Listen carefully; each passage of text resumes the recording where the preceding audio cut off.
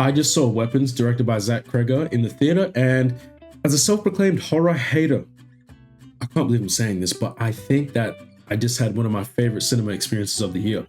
Spoilers ahead. The film follows Justine, played by Julia Garner. She is a elementary school teacher who walks into class one morning and discovers that her class, all of the students except one, have not turned up for school that day because a night prior, at 2:17 in the morning, they all got up, walked out of their house, and ran into the abyss, into the darkness to never be seen again. Full Naruto style as well, by the way. Look, I'll be honest, I am not a big horror fan. I have not seen that many horror movies. I remember seeing a couple when I was a kid, and that has fueled nightmares for me for over a decade. So I've always thought, you know what? I don't need to tempt my subconscious with extra fuel. So I just usually stay away from horrors, but I saw the trailer for this movie. It had a really interesting concept. It just seems so weird, like why would all the kids run away?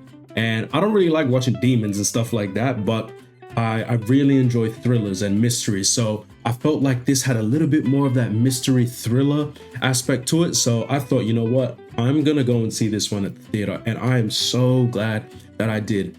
Granted, my cheeks were clenched for about 50% of the movie, but the other 50% I was laughing. It was actually a very funny movie. There was far more comedy than I had anticipated, and honestly, the moments of comedy, they were more like situational comedy. It wasn't comedy because we are laughing at how silly the movie is. No, there are just a lot of moments in this movie that aren't even based on the horror. It's more just the character interactions, the relationship building between the characters. It just puts them in very funny situations. The cinema that I was in, everybody was loving it.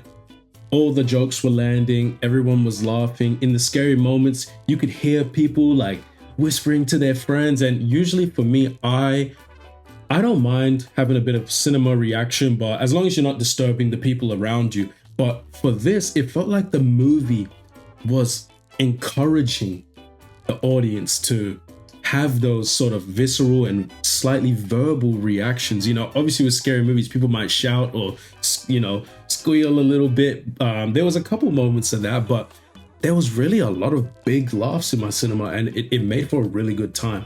I don't think that Weapons is scary per se. I think the horror more comes from the atmosphere and the concept of, you know, like the sort of blood magic and the possession of the neighborhood goers and that sort of thing. That is where I felt like the horror was. That's the nightmare fuel for me, honestly. Because once I get back in my bed at night, I'm thinking, man, they had this sleep paralysis demon on here, and now I gotta go and watch a Disney movie now so I don't think about it when I go to sleep. That's the horror for me.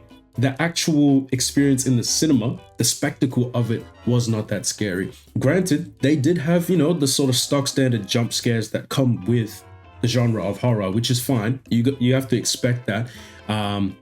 And that is actually the fun part. That's where, you know, that's the tension, this moving slowly through hallways and knowing you are going to get jump scared. So you start to look through your eyes like this, or I was wearing glasses. I was looking through my glasses like where the frames were like kind of in the middle, in the middle of the screen. Cause I was like, nah, I don't want to get jump scared. Dude, I saw this movie by myself. And there was like, with horror movies, a lot of people go with their friends because that's the fun part. So everyone's in their group. So I'm like, I'm sitting there by myself. I don't want to be the one to like jump out of my seat. Anyway, so an interesting thing about this movie, Weapons, is that it's told from, I think it's 6 characters' perspective. So you get about 20 minutes with each character over the course of the movie. And then at the end, it sort of all comes together. So we start with Justine, who's played by Julia Garner, the school teacher. And so we get to see how I really loved Justine's POV because you could see the desperation and the confusion, and Julia Garner, she puts in a really good performance. Like the way, there was one scene where she's sitting in a car and just like, you can see how heavy her face feels, like the tears in her eyes, how dark and red her eyes are. Like, her performance was great. I think obviously she's the star of the movie, but she really was a standout. And I think after watching Fantastic Four, where everybody was pretty skeptical to hear that she was going to be the Silver Surfer, and then turns out she puts in such a great performance. She was like one of the highlights of that movie. I think the same is true for Justine, the character of Justine in this movie. Then we go to Archer, who is the father of one of the children that has been, I guess, can we say abducted? Played by Josh Brolin, right? I think Josh Brolin, he puts in a really good performance as, the father who is dealing with this really traumatic event of his child running out of the house, and he's got it on a Ring camera. All he can see is his child running away into the dark. His reaction at some times was very sad, and I think that he could have been a little bit more desperate. I think a lot of these parents, they sort of accepted the situation that they were in a lot. Like the other parents that they go and visit, the mother, she's there, she's probably defeated, I get that, but I think that I would have just loved to have seen Josh Brolin reach a little bit deeper into like that Hugh Jackman Prisoners sort of desperation of trying to find out what's happening. Like in his actions that he takes, the mission he gives himself, he does have that, but like he's usually pretty calm and collected, honestly, which it felt a bit jolty, but overall still enjoyed it. Paul, played by Alden I can't say it, bro. Ehrenreich. Paul by Alden Ehrenreich, okay? Han Solo himself. As the policeman, dude, this guy, I did not know this guy was this funny. I'm gonna combine two of the POVs now. Paul and Anthony, played by Alden Ehrenreich, and Austin Abrams, respectively. I'd say that those two characters are the heart of the film, and that's where a lot of the comedy comes from, is from those two.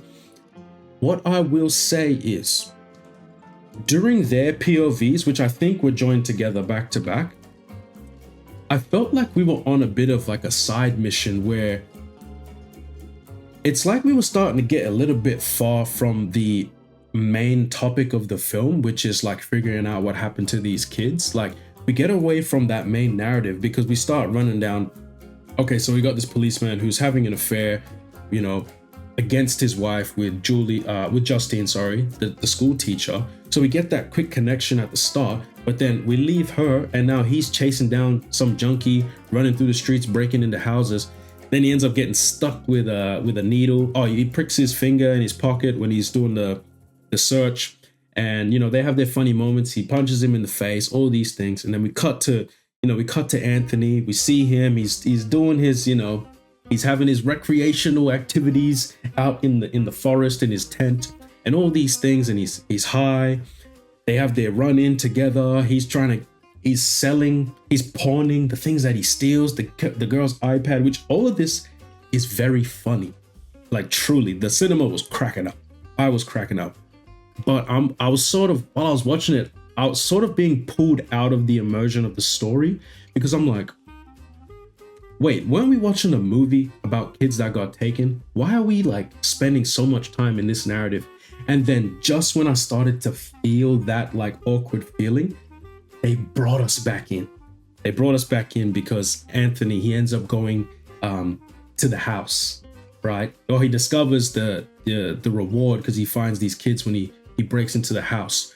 And so it was like, okay, we're back on track. But for a minute, I felt like we got derailed for like 30 minutes of the film, which I would say that was probably the most awkward part of the movie. And that is really like probably what stops it from becoming like a 5-star movie to me, just because for 30 minutes, I'm like, am I watching the same movie? But then they bring us a good job. He did a good job. But I want to talk about, who I want to talk about? I want to talk about Amy Madigan, who plays Gladys. Oh, this bitch. Oh, this witch right here. She looks like Edna Mode if Edna Mode was on crack. right? I'm so glad that her character wasn't just always creepy, scary, blood on her face and all this stuff. Like we get these moments where she's kind of pretending to be sincere when she's entering people's houses. She's trying to be accommodating and all this. She puts on a really good front. And I really like that, manipulative side of Gladys as a character, so that when we get in those moments where, and we know it's disingenuous because we're outside of the film, but the characters, they don't feel it fully, except for Andrew, the principal of the school. He doesn't, it doesn't sit right with him, but no one else catches it but him. And so in those moments where she starts pricking her fingers and then doing her blood magic and all that, and you see the people get taken possession of, that's where, oh, your heart and your stomach quickly sink, and you're like, oh. We're in those moments because we can see how great her manipulation is. Her manipulation in terms of manipulation, in terms of like how she speaks. And then, obviously she has the physical manipulation of people's bodies. So very creepy. She does a really good job of being creepy. But also Gladys is very funny.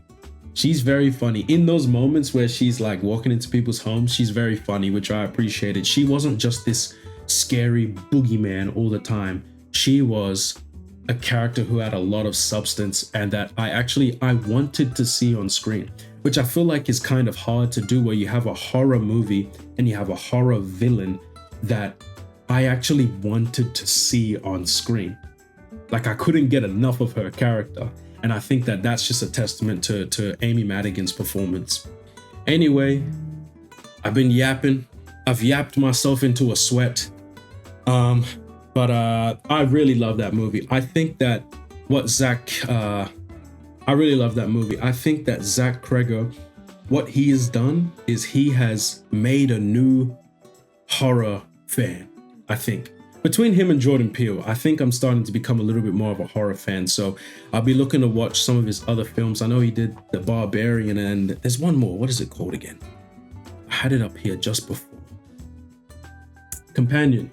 I'll have to check them out and I'll let you guys know what I think. But if you enjoyed this, I'll appreciate if you leave a like, leave a comment on your thoughts on the film, and make sure you subscribe because I'm going to put out some more reviews soon. All right, I'll catch you guys later.